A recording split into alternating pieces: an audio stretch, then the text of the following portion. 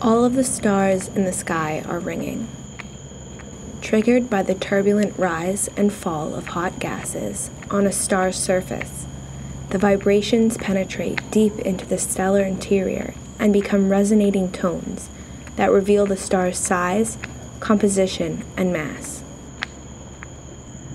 The sounds are internal vibrations that reveal themselves as subtle, rhythmic brightening and dimming of a star. What we call sound is a pressure wave of energy moving through the matter.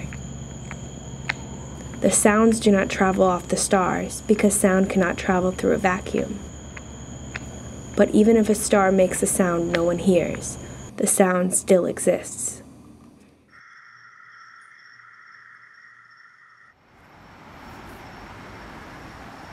What do you think about life?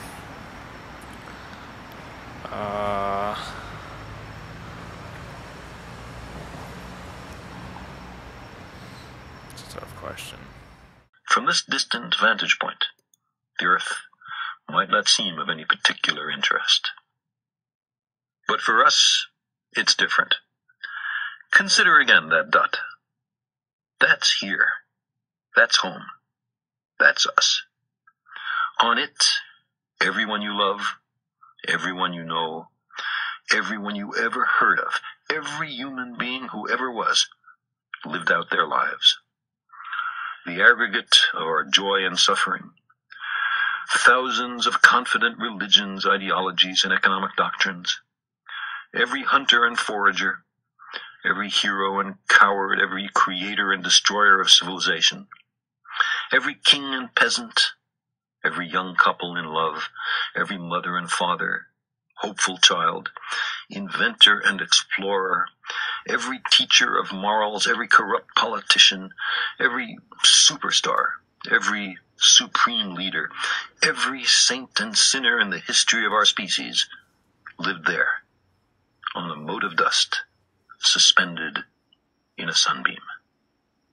The Earth is a very small stage in a vast cosmic arena. Think of the rivers of blood spilled by all those generals and emperors, so that in glory and triumph they could become the momentary masters of a fraction of a dot. Think of the endless cruelties visited by the inhabitants of one corner of this pixel on the scarcely distinguishable inhabitants of some other corner. How frequent their misunderstandings, how eager they are to kill one another, how fervent their hatreds. Our posturings, our imagined self-importance, the delusion that we have some privileged position in the universe, are challenged by this point of pale light.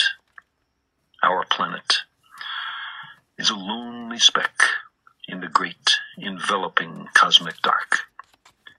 In our obscurity, in all this vastness, there is no hint that help will come from elsewhere to save us from ourselves. The Earth is the only world known so far to harbor life. There is nowhere else, at least in the near future, to which our species could migrate. Visit? Yes. Settle? Not yet. Like it or not, for the moment, the Earth is where we make our stand. It has been said that astronomy is a humbling and character-building experience.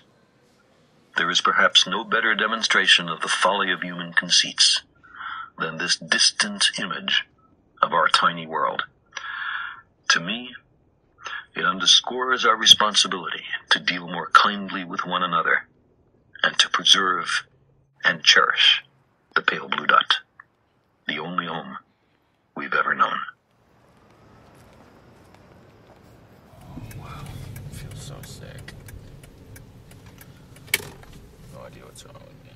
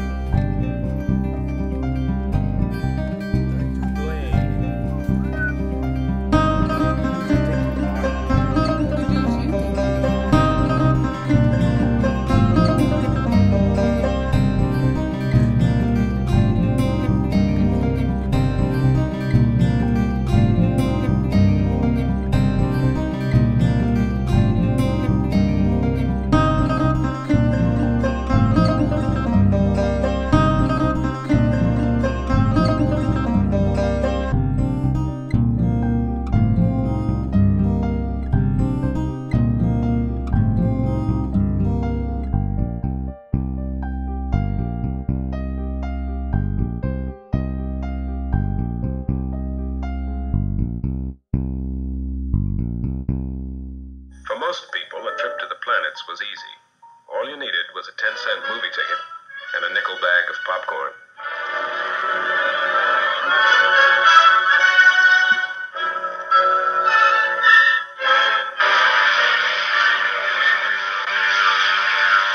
Guard your speed to 1/2.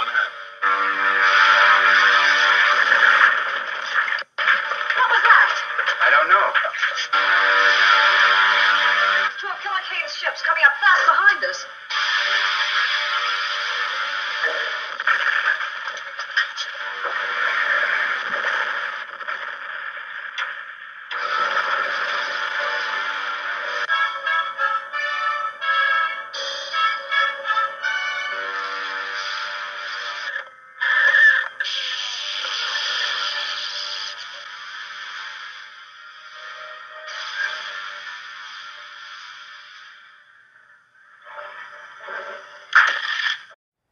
They carried with them the biological day of the Earthling.